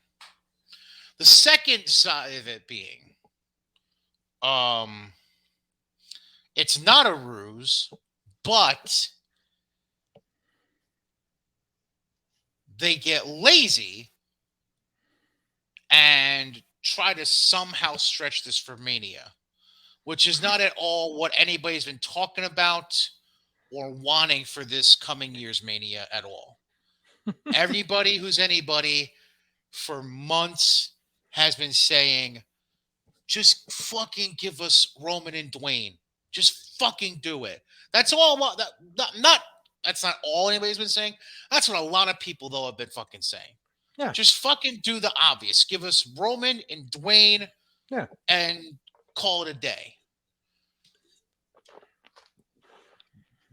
Is the foresight there though to not fuck this up?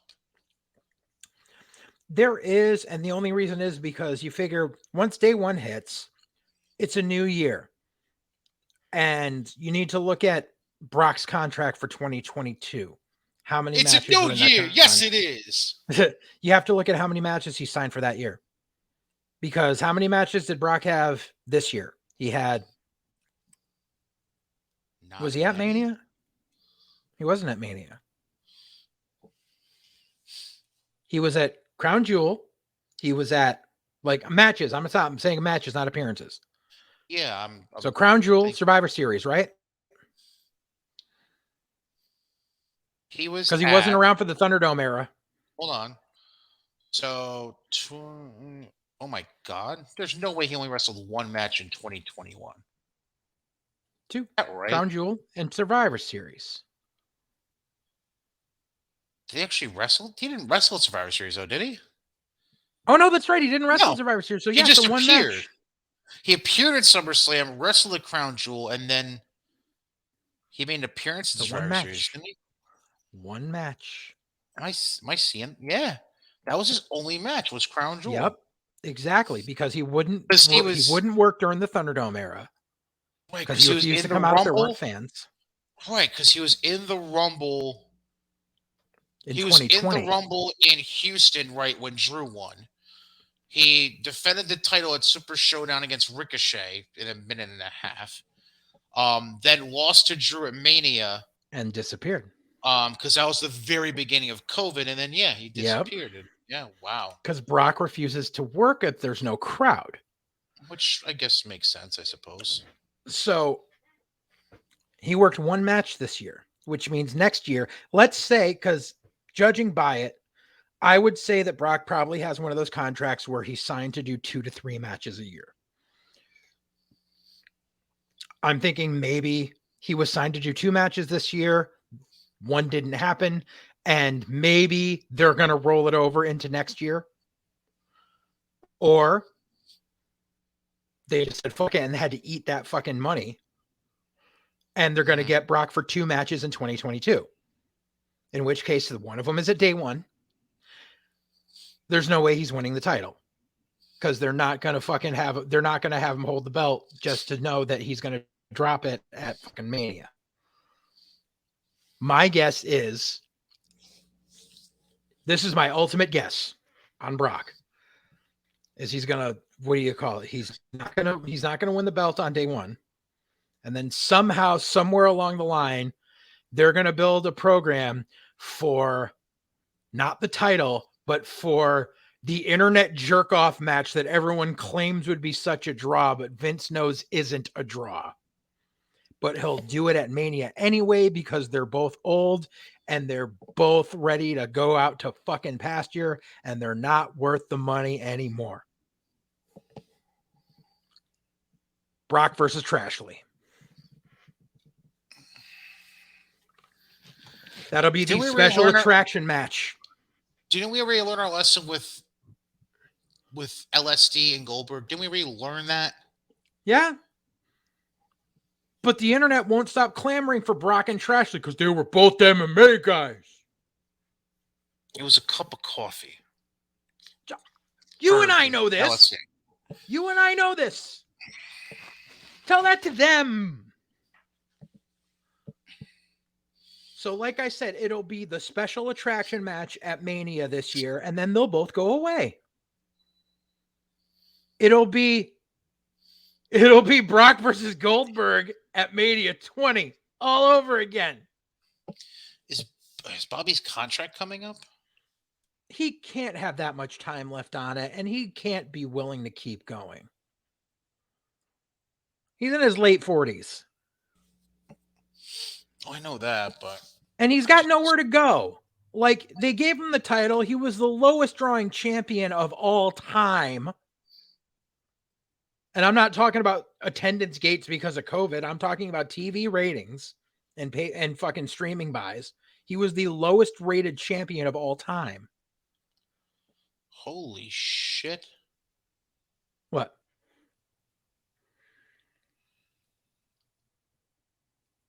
Are you ready to shit your pants? Unless you already knew this and I just am being a real fucking idiot and didn't know this. Do you know who Bobby Lashley is brothers with? Oh, I keep forgetting.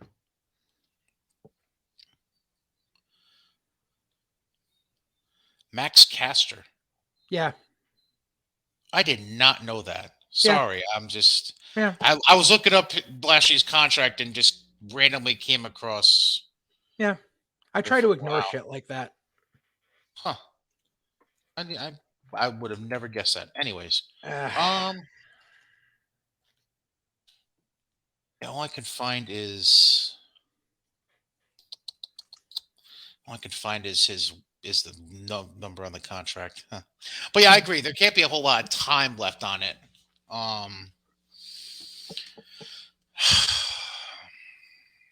But yeah, and so getting back to Roman and Brock. Let's leave Trashley out of this. Let's get back to Roman and Brock.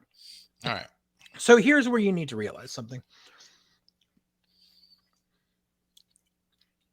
Brock can't get over as a babyface. It's not working. No one it's like Brock gets the pop or whatever, but that's because he's a special attraction. No one likes Brock on a human level. He doesn't have that human connection with people. Well, yeah, we know that. Turning Heyman babyface is the dumbest thing in the world. Because then Cornette talked about it earlier. He was just like, he's just like, Cornette compared it to when he had to play babyface for that short time in Crockett and how it just didn't work. Some people cannot be a babyface, especially as a manager. Like I will attest. I have been a heel manager almost my entire career, except for 2 appearances at fucking Wrestle Jam. Did I do what I had to? Yes. Was I able to pull it off? I hope so. But some people are just, like Tito Santana will always be a baby face. Managers especially, like some can fluctuate back and forth, but some are just, they are better as one than they are as the other. And I don't see Heyman being a sympathetic baby face. Like the only time Heyman could have been a sympathetic babyface is right when ECW closed its doors. Yeah. Like that would have been the only time. But like you can't. It won't work. And like, what are you going to do? You still got Heyman under contract. You're not going to put Heyman with another mid-card guy because that never works. Like as much as they want to work him, make the new Paul Heyman guy. It didn't work. Didn't work with fucking Curtis Axel, which sadly, because that should have, but it didn't work. Obviously, didn't work with fucking Ryback. Like Cesaro, right? Exactly. Like the shit just didn't work. Heyman is a fucking heel and he's a main event heel. Like, you have to put him with someone who is already established in the main event. So, and my guess is, with the track record of Paul Heyman as being a heel, is he always double crosses who you want to win. It doesn't have to necessarily be the baby face, but he always double crosses who you want to win. Like when he double crossed Brock with Big Show, when he double crossed RVD with Big Show, like all that shit. Like, so I could very well see it day one. I could very well see Heyman like crawling back to Brock on SmackDown this week and Brock telling him to fuck off. And then Heyman begging and pleading and fucking like for next week or whatever. And Brock said, or no, because they already taped Christmas Eve's episode. But yeah, but begging and pleading and Brock finally saying yes, because Brock could very well say like, he was never my advocate. I just said that to get into your head and yada yada and make Roman look like a fool. And then everyone's like, ooh, Brock's got the upper hand on Roman both mentally and physically, and blah blah blah blah blah. And then have Heyman come out with Brock and have Heyman do the fucking turn, have Heyman help fucking Roman win, and then Roman is ultra fucking heel. Hey, you know what's funny about this? Yeah. Name another time in Brock's career where we ever said Brock had a mental advantage. Right. Like, never. Absolutely never. Exactly. Right. Because it was always Heyman. Right. Heyman was the brain, he was the brawn, and all of a sudden we're there's the potential of saying Brock had the mental? Like, what the fuck? And so like, yeah, so then like Brock thinks he's king shit of fuck mountain, and then Heyman ends up screwing him in the end, and then you got the you stupid corn-fed country farmer. Country absolutely means dumb. Take your overalls, go back to Canada, get the fuck off my island. Like, there's your next fucking 2 months worth of programming. Like, that's the only logical way they can go in this. I could say all the words you just said. That would be amazing. I don't know. Yeah, they pre-taped SmackDown this week. I'm really not sure I really want to talk about this. I don't think I really have a fucking choice. Oh,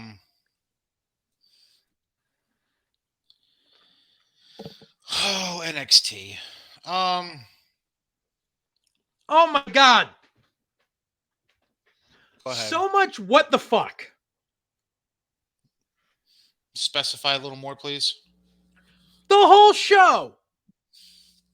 Like, we got Grayson Waller establishing himself as Mr. Big Heel. Which, number one, hey, look, there's footage of Johnny Gargano. Oh, hold on. I got to do my weekly WWE.com check. Because they had the footage of Johnny Gargano in there. And, well, gee, if he wasn't coming back, then they wouldn't be showing that shit. But so they've got Grayson Waller out to be the giant fucking heel. And then, like, he goes into the fucking, locker room, and Braun Breaker's like, you're not allowed in here.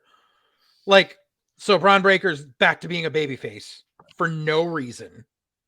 Basically. And then they go and they have fucking... So they set up the Tony D'Angelo versus fucking Pete Dunne shit, like I said. What the fuck was it?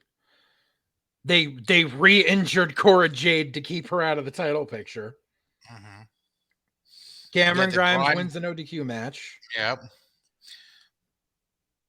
They really want to make something out of Oh shit, they finally moved him off. They finally moved O'Reilly and Johnny Gargano off of the main roster, off of the active roster. Huh. Took them long enough. They really want to make something out of this Ivy Nile chick, don't they? And yeah, just not digging it. And they're going to continue this charade with fucking Zion Quinn and Legado. fucking it was just like the whole show is a whole bunch of rigmarole and nothing. And then so we have Braun Breaker against fucking Roddy. Roddy.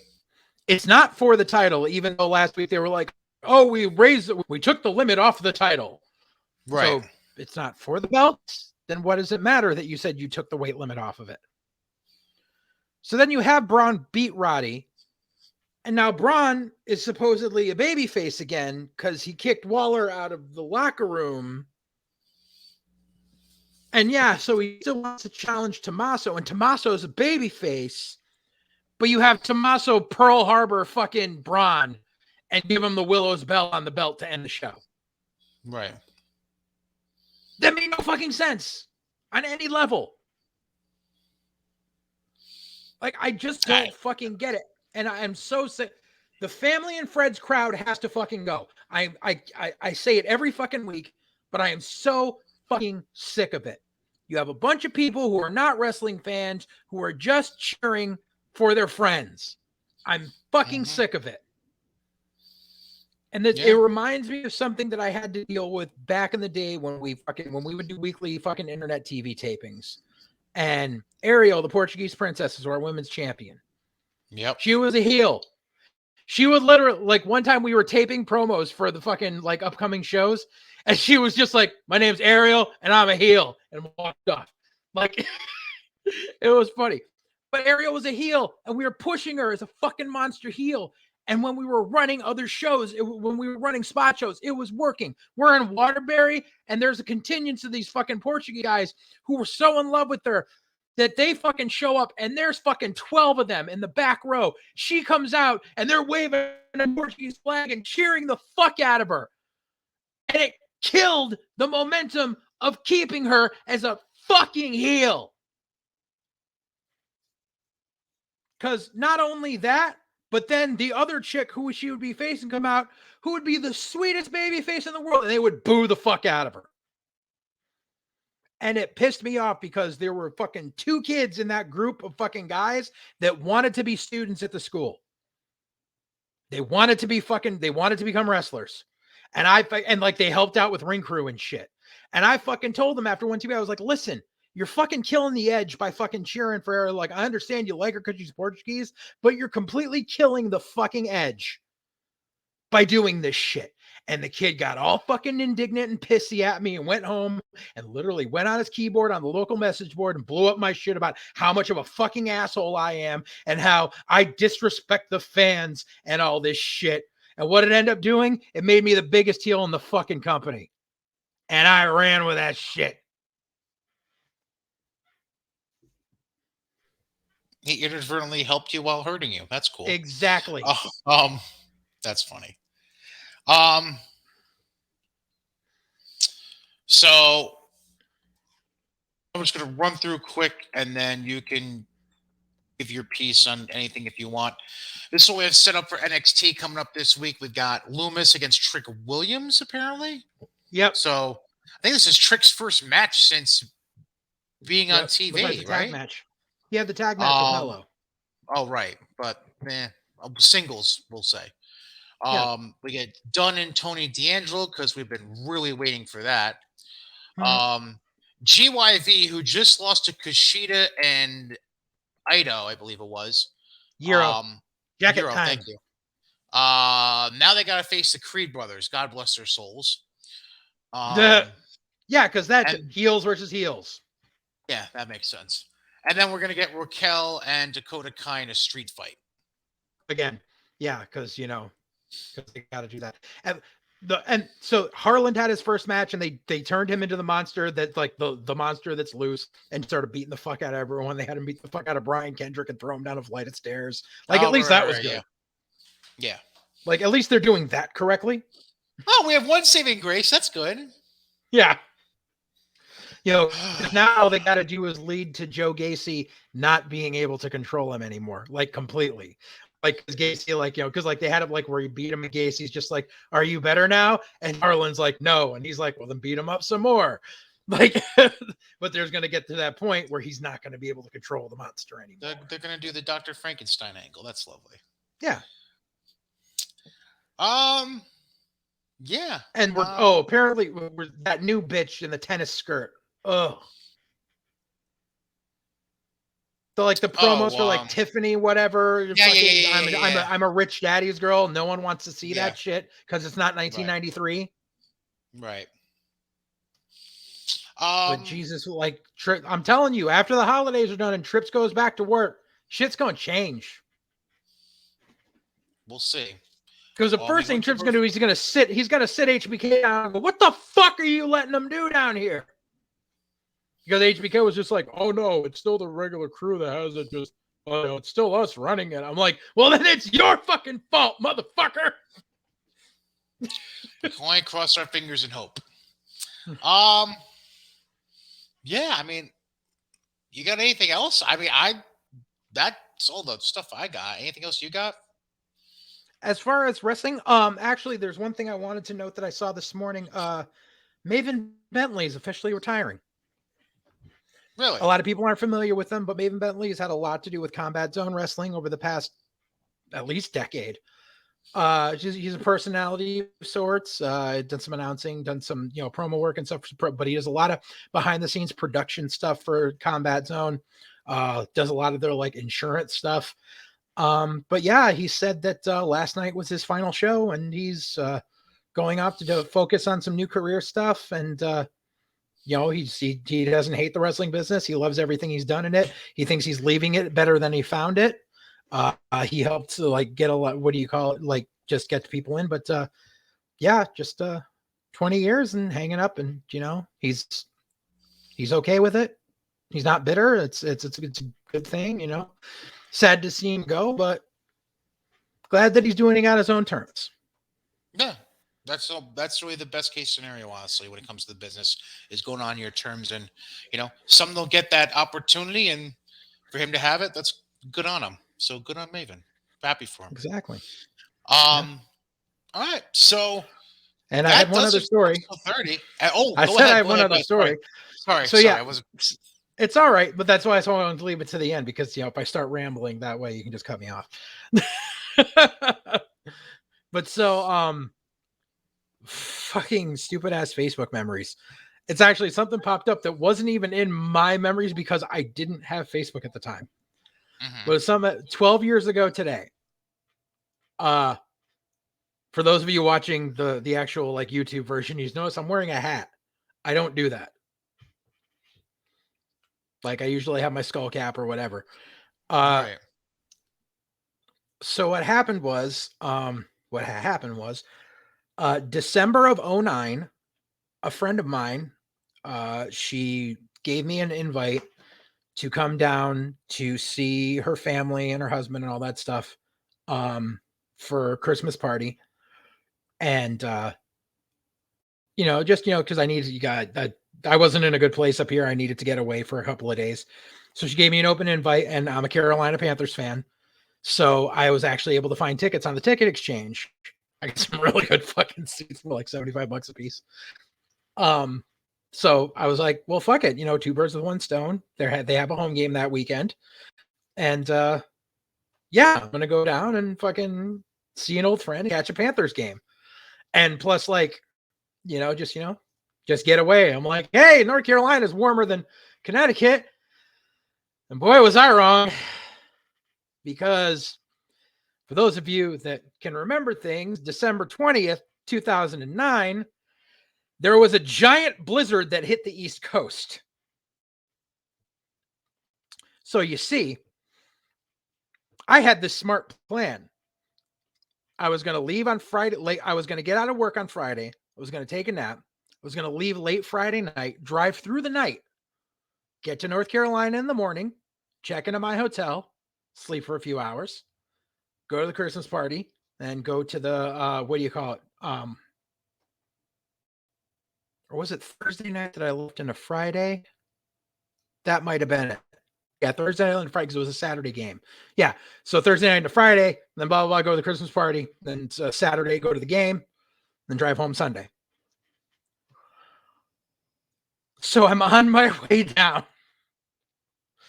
I left at 10 o'clock at night in my friggin' Subaru station wagon and friggin' headed down. And I still had a TomTom GPS at the time. So it has your estimated time on it of arrival. And I remember going 110 down the highway because there was no one on the highway. And I cut like an hour off of my time. So I stopped in Hershey, PA at about 5 a.m. to get gas. I was like, oh, snow flurries.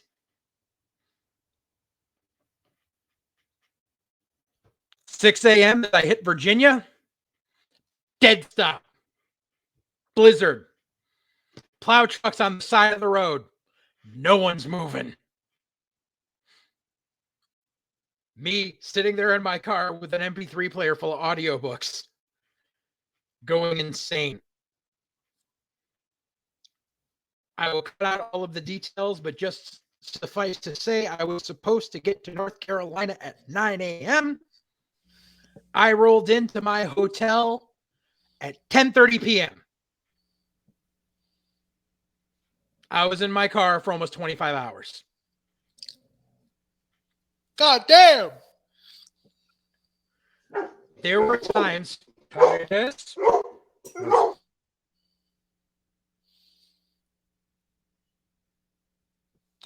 There were times when I was on the road where like they took us off the highway, and I still have the photos because I had a digital camera at the time. This is before a cell phone. Well, I had a cell phone, but it was before, really good pictures on a cell phone. So I had a digital camera, and I've still got the pictures where they shut down the highway because you just saw a hill going up and 18 wheelers just like scattered all over the place.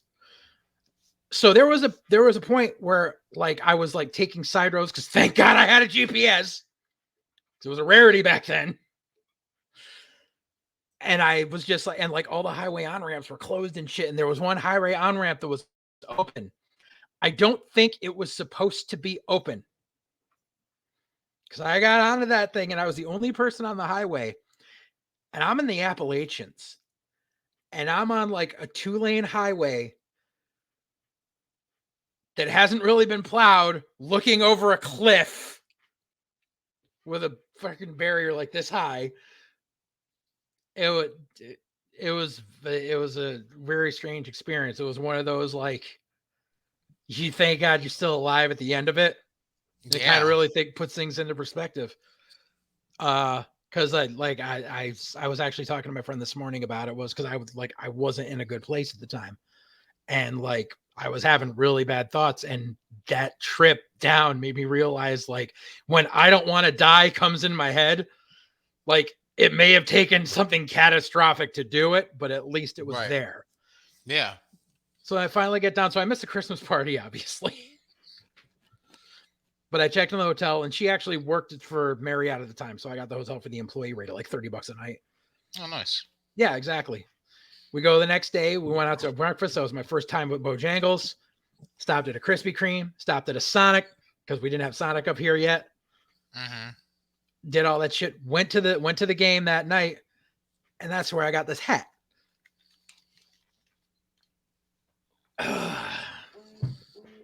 So yeah, I've had this Panthers hat for 12 years today. And yeah, I know my team ain't doing that well this year, but I don't freaking leave my team when they need us the most. But yeah, that was a good game. They played the Vikings and they sacked Brett Favre like 9 times. Screw Brett. Not a fan of Brett. Yeah, so, but it was a good night. And here's the weird thing. So the whole fucking blizzard and shit. I go to sleep that night. I wake up in the morning, everything's melted away. Everything. Damn. Because it was 65 degrees in North Carolina. Oh, that would make sense. So, like, when I got there, there was snow all over the place. I woke up in the morning, gone. So the stadium probably just looked like nothing happened. Oh yeah, stadium was great. It was chilly for them because it was like 45 degrees. You probably walked out with shorts. Was like, this is nothing. I was in my jersey and my leather jacket. I was fine. Bunch of wusses. Anyways, but yeah, that's a pretty cool story. But yeah. I would never. I would have lost my mind. I would have lost my goddamn mind. Dude, I was delirious sitting in a car. I was stopping at every gas station, and this is before Lipton sweet tea was a thing up here, but they had it Mhm. in every gas station down there. So I drank like 6 1-liter bottles of Lipton sweet tea. So I was just running off sugar and listening to the audiobook of Fight Club. My brain was not there. Guess so. Damn.